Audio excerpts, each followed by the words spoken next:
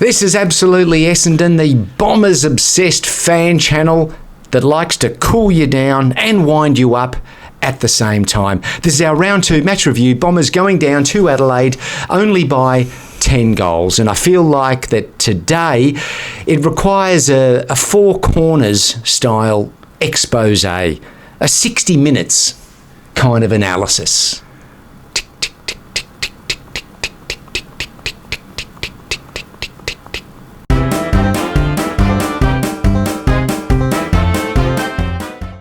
Alrighty, so a lot of people might be tuning in today to perhaps try and find some inspiration amongst the rubble that was yesterday's match. Do you think we can provide that inspiration? I'm hoping so. Do you do? Yeah, because the last time that we played Adelaide, which was late in the season last year, we spat the dummy and didn't produce a video for that round. And I got to say, I was feeling many of the same things. I'm very happy to be here, back in Studio 1, of course, after the enormously successful match centre back in Studio 2, which I think the pundits out there thoroughly enjoyed. We've got less enjoyable news to bring to you today. I'm sure you've probably watched a few of the other Essendon channels who've done an excellent job in wrapping up what was a disaster, but settle back, grab a beer, get on that sofa. This is the show you've been waiting for, folks. And by golly, what a builder. Well, I'm telling you, we've got a lot to go through after what transpired at the home of football yesterday. Yes. Very, very, very concerned about what I saw, and I'm sure what everyone saw. I was at the game. Felt like being at a lawn bowls match, to be honest. That was the tone of the atmosphere.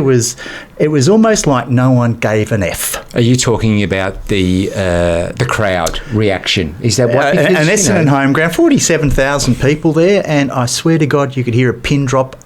So bad was the mood amongst the home supporters. Yeah, well, so we find ourselves 2 games in now, and any of that early season optimism that we may have been feeling is well and truly buried under a pile of just poor decision making and lack of pressure. The funeral for peak delusion will be held at Springvale this week. Please. Just send money to the hospitals. Don't send flowers. Peak delusion is over. It really is. I mean, we've all been through a lot. We've gone on about it. And after that Geelong practice match, there was some buoyancy. That's what there was, right? But yesterday, honestly, I felt emotionally very vulnerable watching the Dons and the constant barrage of pressure that we seem to be under for the whole game, and the opposition who just seemed to be swanning around the ground with not a care in the world. No panic in their eyes. None. Nothing but green fields for them. And I just thought, how did it come to this? Only 2 weeks in, how do we find ourselves here? And I was trying to sort of drill down to what, if you had to choose one thing, that there's a famous book, it's a best-selling book of the last few years, and it says, focus on the one thing. And I was trying to drill down to that, and I still haven't come up with an answer. I didn't sleep last night thinking, what the hell are we going to talk about tomorrow? What is that one thing? I don't have it. Do you? There is no one thing, unfortunately. If only there was. I can say this much. They should be calling the game between the Crows and Essendon each year. We have Anzac Day, we have Dreamtime at the G. I think there's time for the Dodoro Memorial Cup, because what I saw yesterday was the legacy of our recruitment over the last 20 years, but most recently over the last 10 years, and a complete failure on the club to put together a competitive list, coupled with what I would have to say is very bad coaching, supported by even worse player development. And we were talking before... Wow, that's the full trifecta there, buddy. It was more than one, right? But we were talking before about just, who has gotten better as a player. And when it's your captain really. I mean, perhaps you could throw a Durham and a Caldwell in there. Caldwell, yeah. Perhaps you could throw Martin in there, but, let's be honest, he was coming off a low base. Yeah. But when you've got to go to your captain to be the only guy that seemingly is out there with a reason, with a purpose, you said it. What would have happened yesterday if we did not have Zach Merritt? I shudder to think. 36 disposals plus the 4 goals. Yeah. But just his general defensive play, because let's face it, that's one of the key things lacking. Yeah. Just take that out, and oh my God, more carnage, much more. Zach Merritt, I have no doubt that if Zach Merritt was playing for Sydney or for Geelong or any other recently successful football club, he would have had a Brownlow medal for sure by now and a couple of premierships under his belt. Bless the man, bless him for sticking with us and staying with the football club, a football club that I have to say will not deliver the success that he so desperately deserves. Certainly not in his career. He will not be seeing it based on what I saw at the MCG yesterday. Now, I'm sure we're going to get better. Don't get me wrong. This is not all doom and gloom, but we are a long, long, long way off being any threat to the top 8, let alone pursuing a premiership. A premiership, I can't imagine is a thing for us for at least 3 to 5 years. Yeah. I mean, frankly, 5 years more likely. So it's very, very bad. So there's been a lot of analysis overnight. We can dive into the statistics, and I'm sure there are many of the other channels have done that already. But you only really just needed to watch the game to just see the massive chasm between the two sides. Their side seemed to know exactly what they were doing and where the other players were, and whether it was transitioning from defence. I mean, we've said all this stuff before, but they had a plan. They were delivering on that plan. Our story was just one of hat kicks and Hail Marys. Yeah, but I think all of that, the hat kicks, these guys are, very talented footballers. We've talked about this many times. I think there was 7 first-round draft picks playing for Essendon yesterday. There was plenty of talent out there. What's happened to that talent, though, is a question that I think we need to ask. But there's the heat for me has to come back to the coaching too, and I'd be really interested to. I know you're a real connoisseur of the press conference. I know you hang off every word. I do. I probably watch it a little too closely. Tell me, because I watched that press conference Brad Scott gave after the game, and I'd be interested to get your sort of psychological interpretation of what was going through the man's mind. Yes, you're right. I do probably analyse it a little too much, and I get a little too wound up. So bear with me here. But again, the fans don't get to go to the press conference. So we rely on these journalists to ask the questions for things that, we'd love an answer to. And again, I just saw our coach just get a little bit salty. A little bit prickly at times, if he feels that a question has the wrong implication. And unless the journalists ask the question in the absolute pitch-perfect manner that doesn't disrespect him in any way or implies any, inadequacies, he starts doing the sort of, the eye blinking, the sort of looking off into the distance, like the incredulous, like, what are you trying to ask me there? And I feel like the pretending not to hear the question. Yeah, or just like, I don't understand that question. What do you mean wake up call? He took such umbrage at, was that a wake up call for the club? Like, we weren't expecting this, we weren't prepared for this in any way. And it just really winds me up, because I'm sorry. With all due respect, is there some sort of massive coaching legacy here that I'm not aware of? Is there 4 premierships lurking there that I don't know about? Please, for the fans, just do the right thing and answer the questions, because we're all just dying to know what is going on the field. There's been a lot of time in the off-season to work on stuff, get the whiteboard out, work on structure, work on system, getting the right personnel. And so I've already gone on too much because you know how to ask that, you know how to wind me up. Can I just add to that?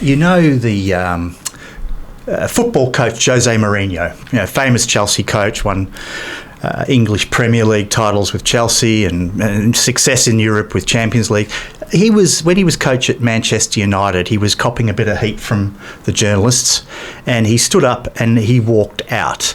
But as he was walking out, he turned around and, excuse me for doing accents, but in his Portuguese accent, went, three times Premiership winner, 3 times, respect. Right. Respect. Right. And walked out the door. Right. Okay. All right. I'll take that. Fair enough, right? Fair enough. I will take that. Brad, you got nothing. And honestly, I think, we all get that this is a work in progress, right? No one's stupid enough to think we're challenging for a flag this year. But please understand, we've been patient. We've been patient for, 25 years, to be honest with you.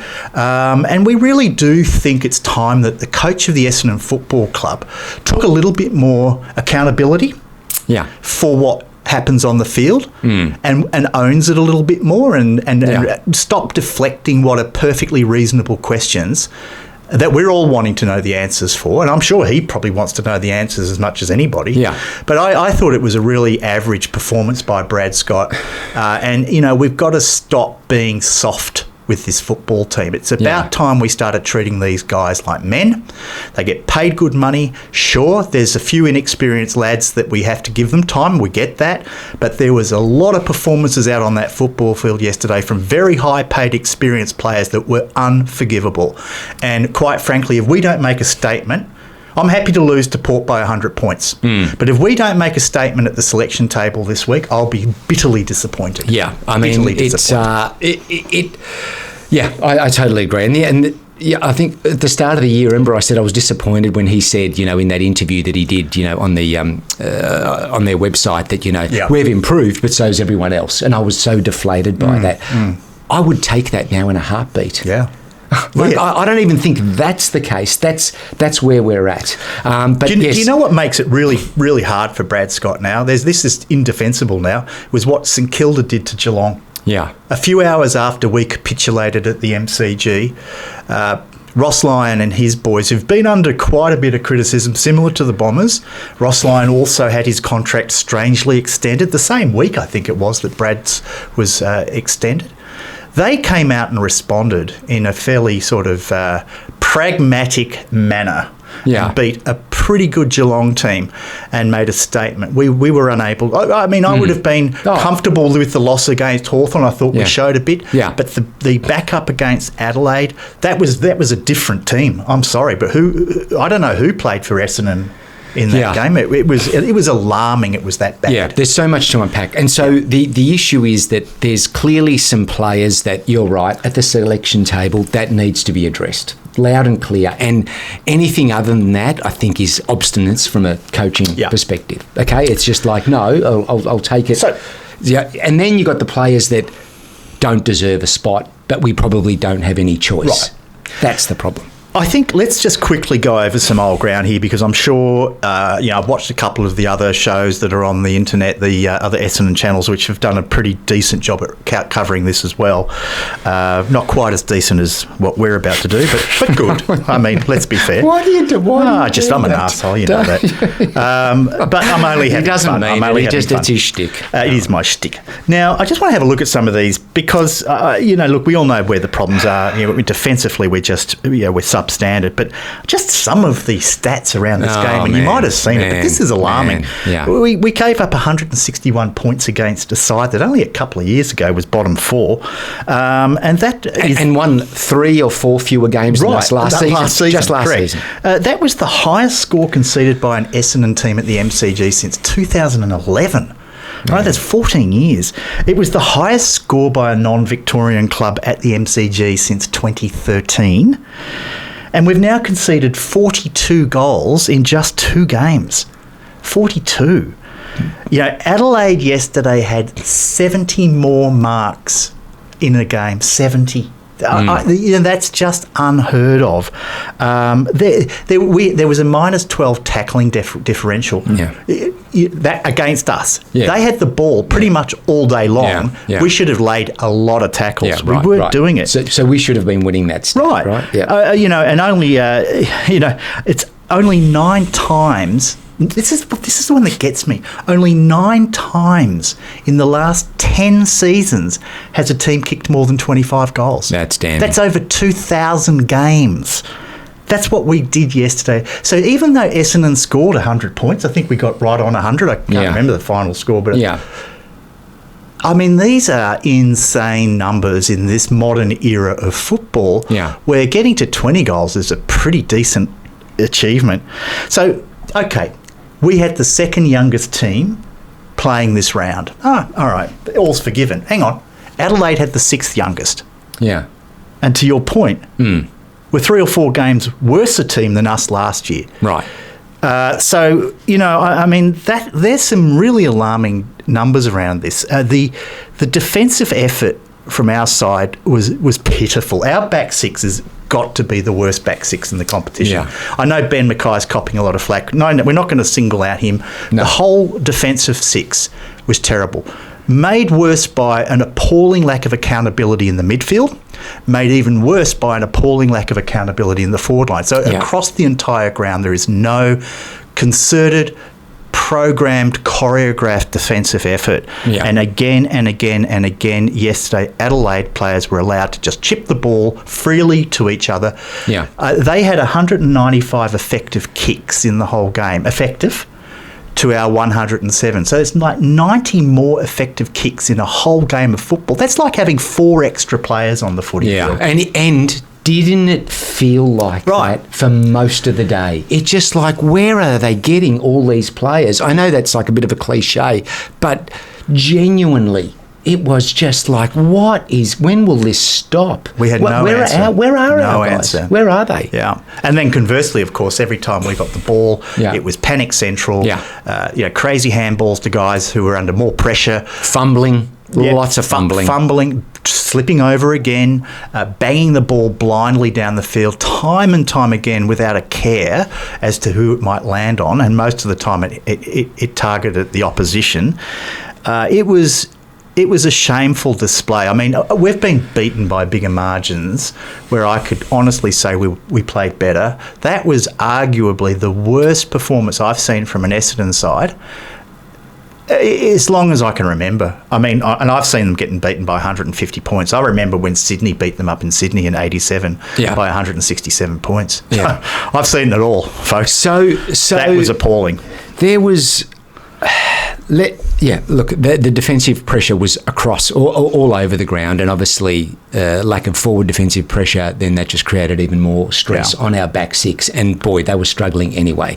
So many times when Adelaide Crows went forward and kicking inside 50, they had not 1 but 3 clear options, very clear. Like there was a few occasions where they had to get out of each other's way. Such was the abundance of their option. Us going forward, the exact opposite, right? It's a pack, it's just a mess. And so, like, what is that? Like, what is it that they have such time and space? Like, seriously, is that coaching? Is the players wanting more, moving around more? Yeah, look, I think we have a game plan. The club trained all summer with a game plan. The problem is the game plan was clearly switched off by the opposition, and we don't have the capability or the skill, whatever you want to call it, to bring the game back onto our terms. And so we play a game of catch-up. We're always playing, catch-up both on the scoreboard, but more realistically on the field of play. Yeah. We're always in the reactionary position. We're not the ones initiating the action, we're reacting to the opposition. So once you when you get into that situation where you're constantly reacting to the opposition, they've got you on toast. You're not able to control the game. You can't dictate terms, and you've got to then suddenly anticipate, well, what are they going to do with it? And we just weren't able to match them. We didn't have by the way, I have to say, and watch the replay if you don't believe me, halfway through the first quarter, our guys were standing with hands on their hips. They looked absolutely gone by half time. I don't think we're fit. I don't think we're anywhere near the level of fitness. Now, a lot of that is due to the younger nature of the side. There's a lot of young guys in the team. They're natural tank, if you want. It's going to take time to develop. But, Adelaide just had us completely. I mean, their transition from defence into the forward line. Oh, my God. Successions of 3 or 4 passes, mark, pass. I couldn't count more than a couple of times yesterday when Essendon was able to chain more than 2 kicks together with a mark. It generally fell apart after the first kick, and then the second kick went to a turnover or to a pack situation, and we lost possession. They were able to do that time, and that's why they had 90 more effective kicks than we did, and it was obvious that, watching the game, their ability to just chain passes together up and down the length of the field, it really was embarrassing to watch. So there seems to be a serious lack of cohesion with our side, right? And so you look at our defence and players out of position. Is that not sticking to the game, undisciplined play, not wanting to do it for each other? What is it? Because it's major alarm bells. If you look at the last 2 games we've played, the first 15 minutes we kicked the first goal in both games. Yep. The first 15 minutes of the game was a bit of an arm wrestle. Yep. Right? Because at that stage of the game, both sides are trying to enforce their game plan, right? Yeah. So it's a bit of an arm wrestle. We're doing ours, they're doing theirs. The minute it breaks, though, and this is what happened against Hawthorn when they went and piled 6 goals on in the first quarter, and then yesterday against the Crows, not quite as bad, but they certainly got control. As soon as the opposition team takes control, takes the initiative, our game plan is out the window.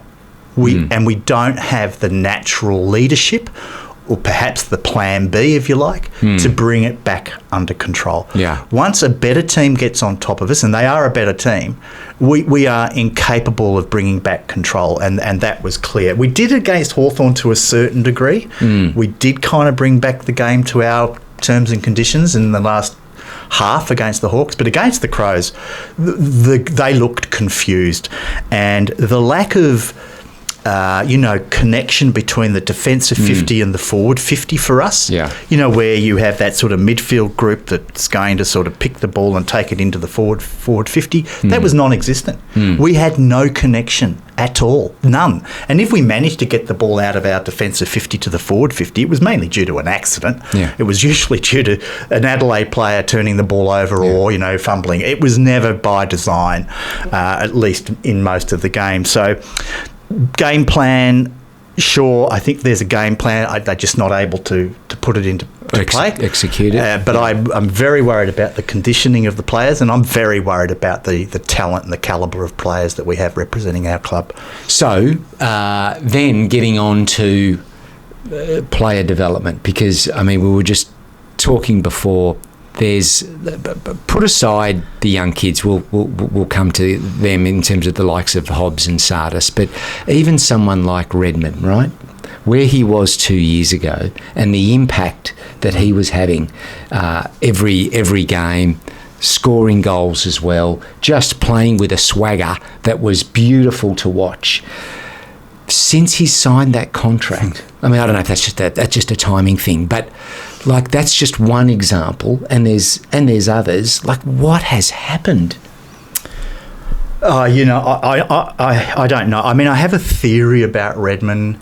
My theory is they've changed his game instructions. Yeah. I honestly think his game has been changed by the coaching staff, and he's not responding to that. You think he's not happy with it? Maybe he's not happy with it, but there's no question that from the commencement of last season to where we are today, they've decided to kind of, I call it doing a Nick Dacos, right? Get your best ball distributor coming off the halfback. Yeah. And DODGES, of course, he's moved more into the midfield now, but certainly in the early parts of his career, he was off the halfback flank and doing that very effectively. We did it with Martin last year. Martin was clearly being targeted as the release guy off the halfback line last year. Yeah. Racking up 35 possessions off a halfback line, doing not much damage with the ball whatsoever. And we all talked about, well, what a shame Martin doesn't play forward because he always kicks goals. Yeah. That's changed. This year we've got Shield down there doing the same job, being the line-breaking, run-it-off halfback, penetrating kick that Dylan Shield at his peak could be. Clearly, Dylan Shield is no longer at his peak. He's, I think, 32, and he's playing like a 32-year-old. I think that experiment must come to an end. Redman was always the better release guy, from my opinion, because Redman was able to take a lot of field through running the ball, bouncing the ball up the field, and then penetrating kicks, often kicking goals from the 50-metre line. Yes. We don't see that anymore. No. The famous little red dog thing. Yeah. I would love to see Redman being given the responsibility of, you are the release guy off the half-back line. We channel the ball through you. And he's a good disposer of the footy. He runs well. He can pick up a lot of meterage. Why on earth are we doing these experiments with guys like Martin and Shield? I would rather see a lockdown halfback flanker like an Archie Roberts. Let him develop on the halfback flank. Yeah. Even perhaps an Asad Al-Hawley if he comes into the side. Who knows? Yeah. But definitely Shield. That experiment's done. That cannot happen again. No. So they're going to have to address that this week. If we see Shield lining up on the halfback flank this week, Brad Scott is just being stubborn. That's it. Yeah, I would agree with that. Okay, so shall we switch briefly to some shining lights from yesterday? Because there were a couple. At the end of the tunnel, there were a couple of bright lights. And firstly, let's talk about young Tom Edwards in what was a incredibly tough day at the office. Yeah. Managed to cobble together 3 goals with not a lot of opportunities. That was so nice to see. It's just the epitome of goal sense for me. What do you think? I mean, you were talking to me beforehand about just his ability to read the play. Yeah, and boy, did we have examples of some of our players just not reading the implications of their actions at certain times, just not having a feel for it. He, the opposite. He's got a feel for the ball. And even if he kind of stuffs up, I think there was a moment there, even his first goal, where he sort of dropped a chest mark, would have felt terrible, still managed to quickly gather himself, run into a good position, marked, kicked his first goal.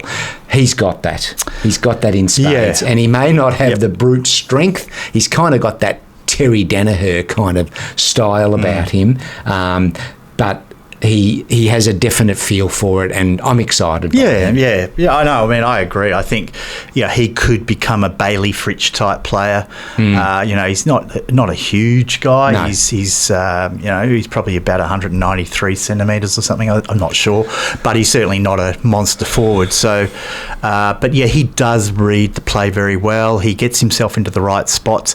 Please, this is not a dig at Nate Caddy, who is going to be a good footballer.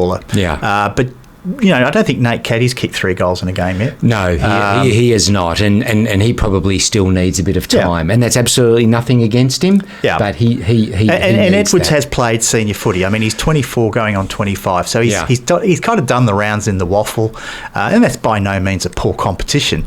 So just that experience of knowing where to be, where to run to, his patterns, and we talked about that in our Match Media Centre show last week. We talked about it. He runs good patterns.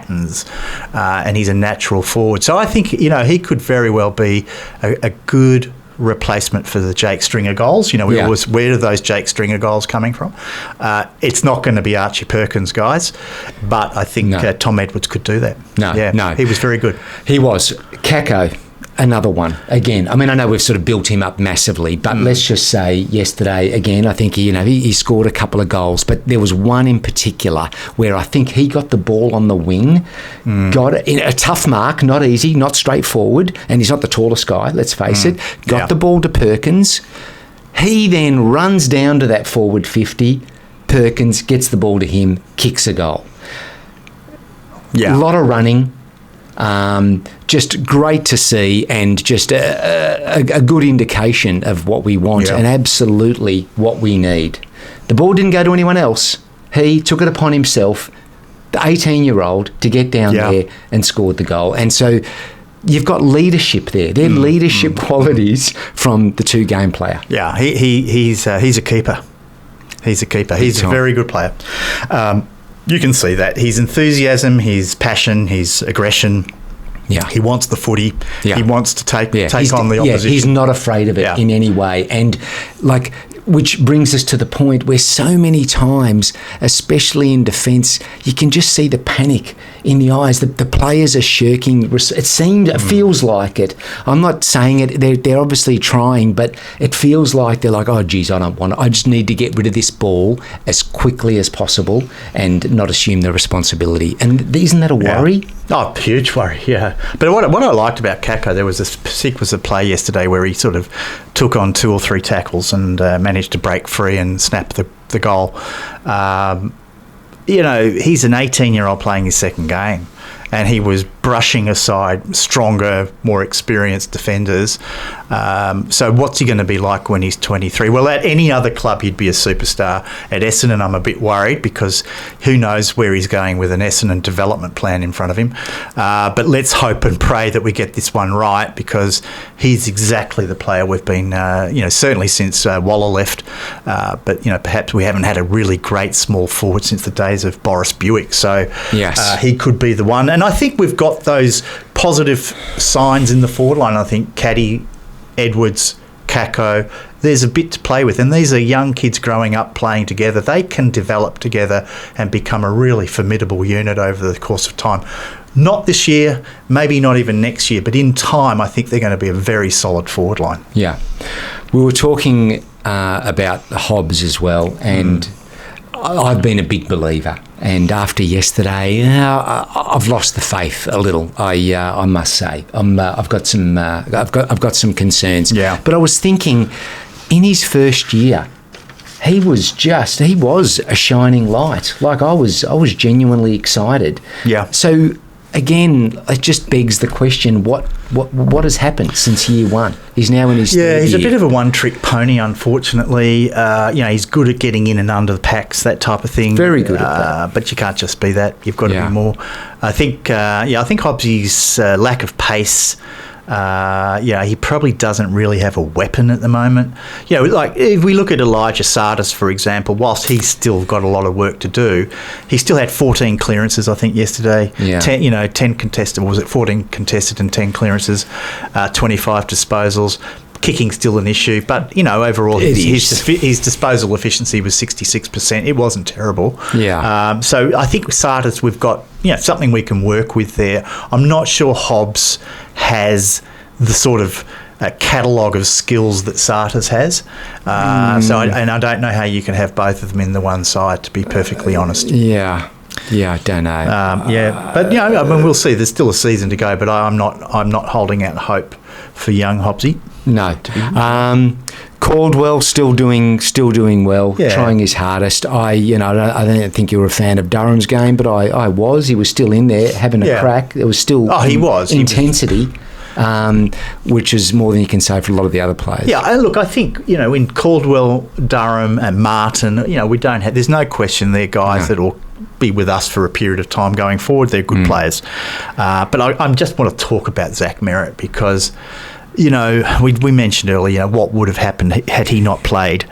But this guy, my heart goes out to him. He deserves better. He's playing for a football club that will probably never give him what he deserves. But that performance yesterday, he was like that little Dutch kid with his finger in the dike.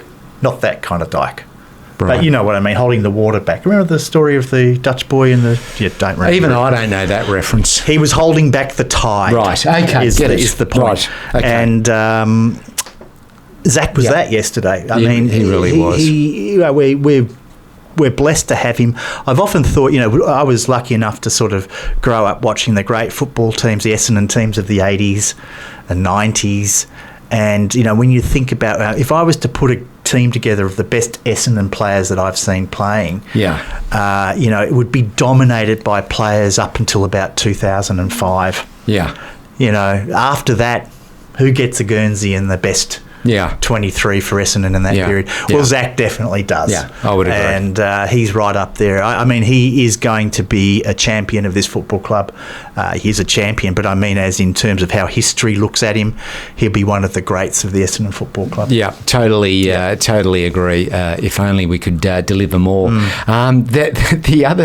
The other stat yesterday, what is it? Was it fantasy football? Yeah. Was it? Fantasy coach or whatever fantasy, it is. Super coach. Is that what it is? They allocate points against players for their performances. I think the stat was that Adelaide players had 17 out of the top 20. Yes, that's correct. My gosh. Yeah. So I think we had Merritt, Caldwell and Martin were the three players in the top 20 for us. Right. I mean, they dominated that game. Clearly the scoreboard says that, but we were so out of that match. It's the surprising thing is we weren't beaten by 100 points. Yeah. But the annoying thing... You take Merritt out and Edwards. Well, it could have been, easily. right. But yeah, I mean, you know what really annoyed me? It was one of the Adelaide players saying after the game, how disappointed they were that they allowed Essendon to score 100 points. They weren't celebrating the fact they just kicked 25 themselves. It was more about defensively. That was their focus now, was to go back to training this week and work on keeping the scores down to 80 points, 70 points. They allowed Essendon to score 100 points. So, that's what top football teams do. They're not going to sit there and pat themselves on the back about kicking 25 goals. They're going to go back to the drawing board and say, right, next week no one kicks 100 points against us. That's right. And so that was a very impressive Crow show, whereas we were, what did someone say in the paper? An off-Broadway production, right? With, poorly written, bad acting. Yeah, directed by going nowhere. But next week we face Port Adelaide on a quick turnaround, which I don't know if it's a positive or a negative. We play at Marvel, and they belted Richmond. Responding after a poor performance in week one. So I don't know whether we can dust off and fix the problems, especially in defence, everywhere. And it's a quick turnaround, right? Thursday night game. It is. So we don't have long to get our shit together. Ooh, can't say that. Can't we? No. But anyway, you're right. I mean, Port Adelaide will beat us. There's no question they're going to beat us. But the issue is, like I said before, we can't just be going back out and saying, well, Jackson, have another go. Yeah. Benny, have another go. We're going to lose the game. Let's start getting some of these young kids in this team. Let them learn as they go. Put the feet to the fire, I think the saying is, isn't it? Yeah. And let's see. We can't just obviously have a team of first-year players, but our senior players are not up to it. So I think it's time to consider Lewis Hayes. I think it's time that we start to look at guys like Al Hawley, even if he's not setting the world on fire. Give him a crack. Let's explore the options. I don't know how well Jai Menzies went, but maybe Ellen Davey, if he's ready, he may not be fit yet. I'm not sure. Yeah. There's a lot of options that we've got now, and I mean that's the value of going to the draft as we did last year. I'm happy to try some of these kids. We're going to lose. Okay, I think we're ready for that now. After seeing that performance yesterday, there's no question. Let's not waste our time trying to fool ourselves anymore. We have to be working for the future, and we have to be working at getting some of these guys to standards up. That middle grade of players like Perkins and these guys that have been around for 4 or 5 years, seriously, this is their last year. If they can't make it happen this year, they've got to be moved on. Yeah. And we have to keep resetting because we cannot continue to carry guys who are not passionate. I mean, I'm sorry, I don't want to single him out, but I thought Perkins, he was the king of the pea-hearts yesterday. Seriously, that guy used to be solid. He used to be able to shrug off tackles. He had that strength in the body core. No, that's right. He used to go on about he's strong in the hips, and whatever that means. Seriously, he looks like half the player he was. If you watch that game against the Hawks last year, that first round match where he got 3 Brownlow votes, we were watching the birth of the next Dustin Martin then. and he's shit. Yeah, but to my point, his first year has been his best year, has it not? When he had the hair. Right, well, So what's happened? Redmond cut his hair as well. Yeah. Draper cut his hair. But, like, what's going on? We got to get tats. Oh, yeah. When they need to get we've never recruited with tats, but I mean, you look at Adelaide, they recruited Neil Bullen and is it that a couple of other players, decent players. Right. Did we get the recruiting wrong in the off season? Because no, I think we had to go to the draft. I don't think. What's the point in trying to bring in an experienced player? When it's just going to help. Well, we did that the year before. We did, and it kept us at 11 wins. I mean, we got that, but it seems like we are not going to get our 11 wins this year. No, I wouldn't think so. I think we're going to be struggling to get 6 or 7. But look, if we can get some good game time into these young players. The development thing worries me a lot, we can't find the way forward with guys like Perkins and Reid and, we've just wasted those draft picks, Hobbs and Sarters. We've got to see these kids improve. If they don't get better this year, they're never going to get better. That's the truth. That is. Now, we look forward to your comments. We'd love to know what you guys are thinking. Now, there's people that the happy clappers, they're going to come forward and say that we're being, supremely negative. We just spent 10 minutes talking about the positives. Yeah, well, not enough. Oh, okay. Okay? You guys are just... here's positive. Brad got his contract extended for 2 years. God, what would they give Sam Mitchell? A knighthood? Like, seriously? No, he'll just get a trophy. That's all he wants. Far out. Yeah. Like, I just... That just did not age well, that decision. Oh, my gosh. Although someone in the paper tried to justify that today, saying now we know why Essendon extended Brad Scott's contract. Why, because he'd want to bail? No, he reckoned the theory was that the board, or whether it's David Barham or whoever down there, could see the writing on the wall that this was a work in progress. It was not going to happen in the next year or 2 years. They needed to get 3 years out of Scott to work on whatever it is he's working on. Right. So at least we have stability. Hey? Yeah, imagine losing yesterday. But driven by the realisation that this squad was so poor that it would be better in the long term just to have the same guy at the helm to make decisions about what's happening in 3 years' time. That's the theory. I'm not saying it's right, but I'm just telling you. So we all feel better about yesterday's loss because we have that stability. Well, Scotty will be there in 3 years. It's all right. Scotty's at the wheel. Speaking of comments, there's always that gentleman, I forget his name. Do you remember his name? That he always leaves those comments based on stoicism, which... Marcus Aurelius often. Yep. We need that this week more than ever. So just shout out to you. I've forgotten your handle there on the YouTube, but look out for it, everybody, because we really need that this week. He must have a whole book of those, right? Well, I don't know where he gets them from, but they're always beautiful. Maybe he's memorised them. I'm hoping that it's a darkest before dawn situation. What is the last week. 20 years then? Oh no. Oh, God. Well, just go with it. Maybe we just switch to netball. Come on, I can't do this anymore. This is annoying me. Yeah. But no doubt the show will do fantastically well. Well, we have a lot of other supporters. Yeah. We have a lot of Hawk supporters that love just trolling us on there. Yeah, they love just poking at us. Isn't there a Hawks version of us? Well, go to that channel, could you please? Yeah. I mean, we love that you pop by, but enough's enough. They have speech impediments. You're allowed to say that? I can't take it. All right. Fantastic. I don't have any more. I don't. I'm done. Thanks again for watching. That's been our Are we coming analysis. back with the news show? The new news I think so. We're going to try and punt out. I'll tell you what, there's going to be a lot of bomber news this week. Yeah, I would imagine so. Well, let's hope so. Anyway, we'll be back very, very soon. Thanks for watching. Thank you. See you soon. Bye for now.